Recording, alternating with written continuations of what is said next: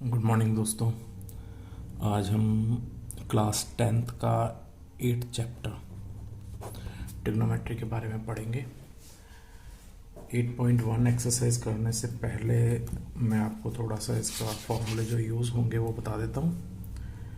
हमारे पास जैसे right triangle, trigonometry में राइट ट्रायंगल जो भी हमें एक त्रिभुज दे रखा है जिसमें एक एंगल 90 डिग्री का है। ये एक हमने ट्रायंगल ले लिया ABC, इसमें एक एंगल 90 डिग्री का है। पहले तो 90 डिग्री के सामने वाले को हम हाइपोटेन्यूज या हिंदी में कर्ण बोलते हैं। अब जो एंगल हमें दे रखा है या जिसके बारे में बात हो रही है उसके सामने वाले को हम परपेंडिकुलर या हिंदी में हम इसको लंब बोलते हैं। तीसरी जो साइड बच गई यानी जो एंगल के बारे में बात हो रही है वो और 90 डिग्री का एंगल, उसको बेस या हम उसे आधार बोलते हैं हिंदी में। तो ये एक ट्रायंगल, राइट ट्रायंगल के 3 पार्ट हो गए। इसमें 3 एंगल होते हैं, 3 कोण होते हैं जैसा कि आपको पता है, और 3 साइड होती है। ट्रिग्नोमेट्री में इन्हीं के रेशियो के बारे में ही हम पढ़ते हैं। अब यहाँ पे जो हमारे पास इनके रेशियो है, 3 साइड के रेशियोज हमें बात करनी है। तो पहला जो है आपको याद करने का तरीका एक मैं पहले बता देता हूँ कि परपेंडिकुलर अपॉन हाइपोटेन्यूज, इसे साइन थीटा या साइन सी, क्योंकि हम सी के बारे में बात कर रहे हैं, साइन सी के बारे में बात हो रही है, यहाँ पे एंगल सी के बारे में बात हो रही है। उसके बाद cos C base upon hypotenuse, tan C perpendicular upon base. इसी का अपोजिट कॉस का होता है और साइन का होता है कॉसेक, कॉसेक सी हो जाएगा हाइपोटेन्यूज अपॉन परपेंडिकुलर, सेक सी का हो जाएगा हाइपोटेन्यूज अपॉन बेस, और कॉट सी हो जाएगा बेस अपॉन परपेंडिकुलर। इसको अब याद करने का एक और तरीका, P P B P upon Pandit Badri Prasad हर हर बोले। ये P/H जो है ये हो गया साइन, ये B/H जो हो गया ये हो गया कॉस, और ये हो गया टेन। बड़ा इजी है।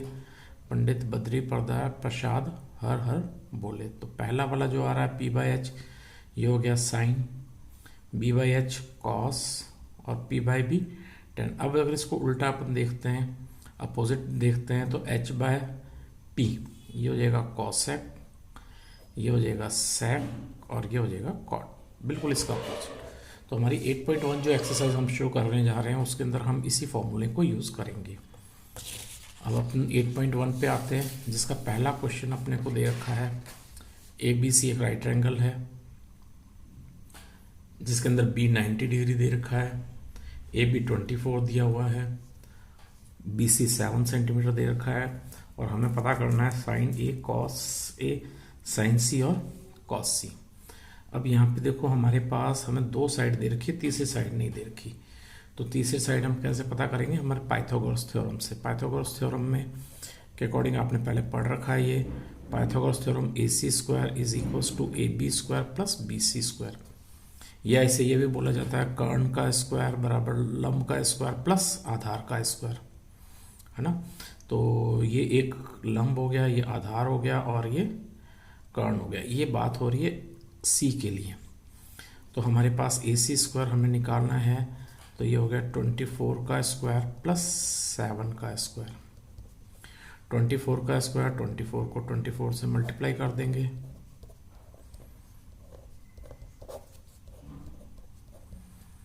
फाइव 7 6 प्लस 49, इसको ऐड करेंगे 625। ये हो गया हमारा AC²। तो AC कितना हो जाएगा? AC हो जाएगा 25 बिकॉज इट इज ए 25 का स्क्वायर। तो AC आ गया हमारा 25। अब हमारे पास यहाँ पे ये तीनों चीजें आ गई। अब हम बात कर रहे हैं साइन A की। तो साइन A के लिए P जो हो जाएगा, ये एंगल A की बात हो रही है, तो साइन A होता है P upon H। P A के लिए परपेंडिकुलर कौन सा हो जाएगा? 7, और h हो जाएगा 25। ऐसे ही cos a यानी b बाय h, क्योंकि a की बात हो रही है, ये तो 90 हो गया, 90 के सामने वाला हाइपोटेन्यूज हो गया, और a के लिए परपेंडिकुलर है तो ये क्या हो जाएगा, बेस, तो b की वैल्यू कितनी आ जाएगी, 24/25। अब एक और चीज हमें पता करनी है, साइन c। अब ये साइन c के लिए परपेंडिकुलर ये हो जाएगा और बेस ये हो जाएगा, यानी अपने पास p/h फॉर्मूला वही रहेगा, p/h, लेकिन c के लिए परपेंडिकुलर जो है वो 24 हो जाएगा, तो 24/25। Again cos c base upon hypotenuse, formula वही है। देखो c के लिए परपेंडिकुलर ये था, बेस क्या हो जाएगा 7, तो 7/25। तो इस प्रकार से हम ये वैल्यू इसकी निकाल सकते हैं। जो भी हमें ट्रिग्नोमेट्री का ट्रायंगल के पहले, सबसे पहले हमें इसमें तीनों साइड्स पता करनी है, पाइथागोरस थ्योरम लगा देनी है। पाइथागोरस थ्योरम में एक बार फिर बता देता हूँ, कर्ण का स्क्वायर इज इक्वल टू लंब का स्क्वायर प्लस आधार का स्क्वायर, मैं यहाँ लिख देता हूँ, कर्ण स्क्वायर इज इक्वल टू लंब स्क्वायर प्लस आधार स्क्वायर, या hypotenuse square is equal to perpendicular square plus base square. तो आप इसको कुछ भी ले सकते हो, दोनों में से वैल्यू डाल देनी है, स्क्वायर करना है, ऐड करना है, स्क्वायर रूट लिया यानी वर्गमूल ले लिया, वर्गमूल लेने पे 25 आया, तीनों साइड पता हो गई हमें। अब हमें पहले निकालना है साइन ए, तो परपेंडिकुलर अपॉन हाइपोटेन्यूज, वैल्यू डाल दी, ए के लिए परपेंडिकुलर ये है, बेस ये है। इसी प्रकार से cos A p/h, sign C p/h, सी के लिए जब बात हो रही है तो परपेंडिकुलर ये हो जाएगा, तो 24/25। कॉस सी के लिए बात हो रही है तो कॉस सी के लिए बेस अपॉन ये। तो ये हमारा फर्स्ट क्वेश्चन था। अब हम नेक्स्ट सेकंड क्वेश्चन की तरफ आते हैं। सेकंड क्वेश्चन में दे रखा है हमें पी क्यू आर, इसमें क्यू 90 डिग्री है, ये हमें 13 दे रखा है, हमें ये नहीं पता, और पी और आर दोनों के लिए बात हो रही है। तो हम पहले तीसरी साइड ले लेंगे, मैं वापस से लिख रहा हूँ Pythagoras theorem, P R square is equal to P Q square plus Q R square. P R square कितना है, 13 का स्क्वायर, इट इज 12 का स्क्वायर, एंड क्यू आर स्क्वायर हमें फाइंड आउट करना है, पता करना है, ठीक है ना। ये हो गया hypotenuse square, perpendicular square plus base square, value डाल दी, इट इज 169,144, 13 का स्क्वायर 169, 12 का स्क्वायर 144, क्यू आर स्क्वायर इसको उधर ले गए, 169,144, ये हो गया 25 क्यू आर स्क्वायर। 5 का स्क्वायर होता है 25, तो क्यू आर कितना हो गया 5, ये अपने को पता चल गया। अब हमें पता करना है एक तो 10p, तो 10p, p की बात हो रही है तो परपेंडिकुलर क्या हो जाएगा, p के लिए परपेंडिकुलर अपॉन बेस होता ना, ये लंब बटा आधार। अब p के लिए परपेंडिकुलर कितना हो गया 5, बेस हो गया 12। अब हमारे पास कॉट के लिए बात करनी है, क्योंकि हमारे को ये वैल्यू निकालनी है, cot 10p minus cot R, तो इसकी भी वैल्यू निकाल लेंगे, इसकी वैल्यू निकाल के हमने फॉर्मूले में डाल देनी है जो दिया हुआ है। ये है हमारे पास r, कॉट आर होता है इसका जस्ट अपोजिट b/p। अब r के लिए बात हो रही है तो परपेंडिकुलर हो गया ये, और बेस हो गया 5, तो ये हो गया 5, और r के लिए परपेंडिकुलर कौन सा है 12। अब हमें 10p माइनस कॉट आर, इसकी वैल्यू डाल देंगे हम, 5/12 माइनस 5/12 विच इज 0। तो ये हमारा इसका आंसर आ गया। तो हमें करना वही है, एक ट्रायंगल जो भी हमें दिया हुआ है उसकी दो साइड दे रखी है, तो तीसरी साइड हम पता करेंगे बाय पाइथागोरस थ्योरम, और उसके बाद जो जो चीज़ उसने पूछी है वो हम पता कर देंगे, वैल्यू डालेंगे, वैल्यू डाल के हमने उसमें वैल्यू पुट कर दी और हमारा आंसर आ जाएगा। इसका एक और क्वेश्चन हमारे पास जो फोर्थ क्वेश्चन है, थर्ड क्वेश्चन बच्चों अपने आप करना है प्रैक्टिस के तौर पे। प्रॉब्लम आती है आप नीचे कमेंट बॉक्स में लिख सकते हो।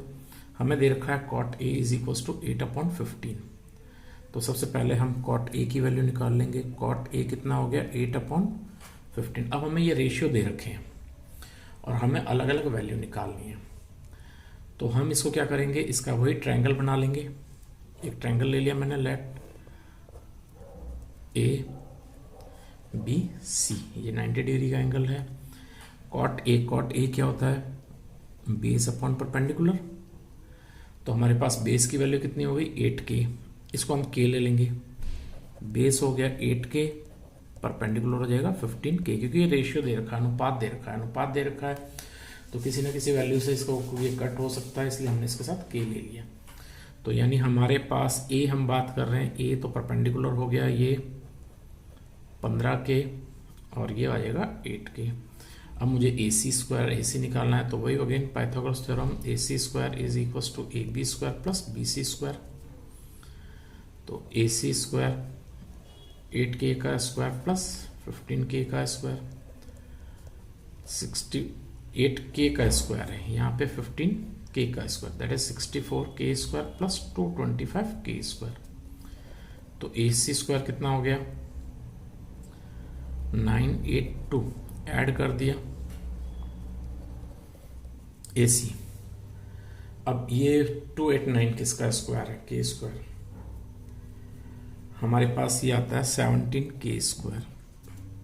अगर नहीं समझ में आ रहा हो तो 17 को मल्टीप्लाई करके देख लो, 7 7 7 171 289 आ गया। तो AC कितना हो गया 17k। अब हमें चाहिए साइन ए, यानी ए ये हमने लेना है। तो इसके सामने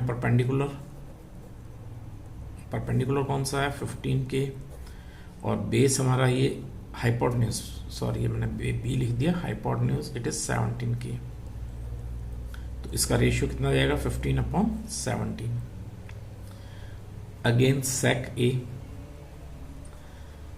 ए कॉस का उल्टा होता है, हाइपोटेन्यूज अपॉन बेस। हाइपोटेन्यूज हमारा है 17k, बेस ए के लिए परपेंडिकुलर ये हो गया, बेस ये हो गया, तो ये हो गया 8k, यानी 17/8। तो इस प्रकार से हमारे पास ये क्वेश्चन नंबर 4 में हमें थोड़ा सा इसने चेंज कर दिया था। पहले 15 cot A is equal to 8 लिखा है, तो कॉट ए की वैल्यू निकाल लेंगे 8/15। परपेंडिकुलर ये होता है हमारा बेस अपॉन परपेंडिकुलर, तो बेस हो गया और ये 8k हमने ले लिया, परपेंडिकुलर 15k ले लिया। ये k इसलिए लिया है क्योंकि हमें रेशियो में दे रखा है, अनुपात में दे रखा है, इसलिए। अब हमें इसका हाइपोटेन्यूज निकाला वही पाइथागोरस थ्योरम लगाकर, और इसको हमने सॉल्व कर दिया। एक क्वेश्चन इसका 5th, और अब यहाँ पे भी सेम यही है, हमें इसमें सारे ही रेशियो निकालने हैं। 5th क्वेश्चन में दे रखा है sec theta is equal to 13/12, और हमें सारे इसके ट्रिग्नोमेट्रिकल रेशियो फाइंड आउट करने हैं। तो वही हमने एक ट्रायंगल ले लिया, क्योंकि बार बार मैं ट्रायंगल बना रहा हूँ क्योंकि ये ट्रिग्नोमेट्री है, हमें रेशियो दे रखा है तो हमें समझने में आसानी रहती है। 90 डिग्री ये हो गया, sec थीटा 13/12, लेट इसको हमने कर दिया let it is a theta, ये थीटा है, ठीक है। और ये क्या होता है हाइपोटेन्यूज अपॉन बेस, तो यानी h हो गया 13k, h हुआ या b हो गया 12k। तो ये हो गया हमारा 13k, ये थीटा है, तो ये हो गया परपेंडिकुलर, ये हो जाएगा बेस, इट इज 12k। अब हमें क्या निकालना है, हमें यहाँ पे AB की वैल्यू फाइंड आउट करनी है। तो वही Pythagoras theorem, AC² is equal to AB² plus BC², ये सभी में लगाओ, सभी में हमें तीसरी साइड पता करने के लिए हमें पाइथागोरस थ्योरम को काम में लेना ही पड़ेगा। 13k का स्क्वायर AB स्क्वायर हमें निकालना है, और ये हो जाएगा 12k का स्क्वायर। इसको इस तरह से ब्रैकेट में लिख दो, गलती नहीं होगी। 13 का स्क्वायर 169k², AB² 12 का स्क्वायर 144k², इसको हमने यहाँ ले आए minus 144k², it is AB²। तो इसको इसमें से सब्ट्रैक्ट किया, घटाया, तो 25k²। अब यहाँ पे इसका वर्गमूल ले लेंगे हम, क्योंकि 25 का वर्गमूल कितना होता है 5 होता है ना, स्क्वायर रूट। तो AB कितना आ गया 5k। ये हमारे पास आ गया परपेंडिकुलर आ गया 5K। अब हमने सारे रेशियो लिख देने, सारे कौन कौन से, जैसे sine theta perpendicular upon base, cos theta perpendicular upon hypotenuse, base upon hypotenuse, tan theta perpendicular upon base. तो परपेंडिकुलर हमारा कितना है 5K, इट इज 13K, तो 5/13, base 12K upon 13K, it is 12/13, perpendicular 5K, it is 12K, 5/12। इसी की तरह हमें तीसरे वो बाकी के तीन भी हम लिख लेंगे। ठीक है, इसमें कोई अगर कहीं प्रॉब्लम आ रही हो, कुछ पूछना हो तो आप कमेंट बॉक्स में लिख सकते हैं। अब उसके बाद लास्ट क्वेश्चन हम एक ले रहे हैं, क्वेश्चन नंबर 6। आज की वीडियो में हम ये 6 क्वेश्चन ही, नेक्स्ट वीडियो में हम अगले क्वेश्चन भी डाल देंगे। पूरी एक्सरसाइज आपकी अच्छी तरह से हो जाएगी। यहाँ पे हमें दे रखा है if angle A and angle B are acute angle. एक कोई ट्रायंगल है जिसमें ए और बी एक्यूट एंगल है, तो इसका मतलब क्या हुआ, सी 90 डिग्री हो गया।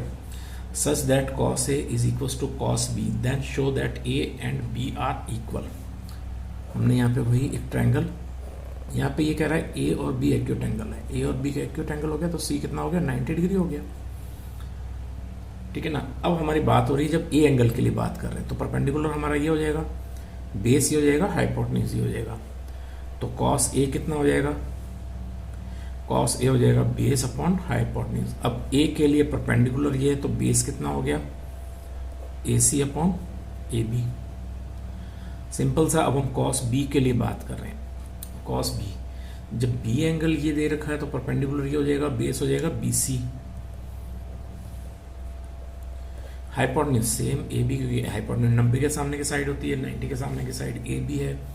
वापस से देख लो, जब हम ए की बात कर रहे हैं तो परपेंडिकुलर होगा बी सी और बेस हो जाएगा ए सी, तो बेस हो गया A C upon hypotenuse A B. Similarly जब बी की बात कर रहे हैं तो परपेंडिकुलर हो गया ये, बेस हो जाएगा ये, तो बेस कितना हो गया B C, hypotenuse A B. अब गिवन है हमारे पास, क्या गिवन है, हमें क्या दिया हुआ है कि कॉस ए और कॉस बी इक्वल है, यानी A C upon A B, B C upon A B. अब यहाँ देखो दोनों जगह ए बी आ रहा है, तो ये तो एक दूसरे से कट हो गए, और हमारे पास क्या आ गया ए सी और बी सी, यानी ये दोनों साइड ए सी और बी सी बराबर है। तो ये कैसा त्रिभुज हो गया, या आइसोस्केलेस त्रिभुज हो गया, जिसकी दो साइड इक्वल होती हैं। तो प्रॉपर्टी ये कहती है कि अगर किसी ट्रायंगल की दो साइड इक्वल है तो उसके कॉरस्पॉन्डिंग एंगल भी क्या होते हैं, इक्वल होते हैं। जब दोनों की साइड इक्वल है तो ये एंगल भी क्या हो जाएगा, इक्वल हो जाएगा, क्योंकि ये इसकी प्रॉपर्टी होती है ट्रायंगल के आइसोस्केल्स या जिसकी दो साइड इक्वल होती हैं उसके दोनों कॉरस्पॉन्डिंग एंगल भी आपस में इक्वल होते हैं। तो ए और बी क्या हो गया, इक्वल हो गया, यही हमको शो करना था। तो ठीक है बच्चों, ये 6 क्वेश्चन आप इसको प्रैक्टिस वर्क में देखो, और एक क्वेश्चन बीच में मैंने जो छोड़ा है उसको आपने करना है। अगर प्रॉब्लम आती है कमेंट बॉक्स में लिखो। अगले जो बाकी के बचे हुए क्वेश्चंस हैं वो हम नेक्स्ट वीडियो में लेंगे। Thank you.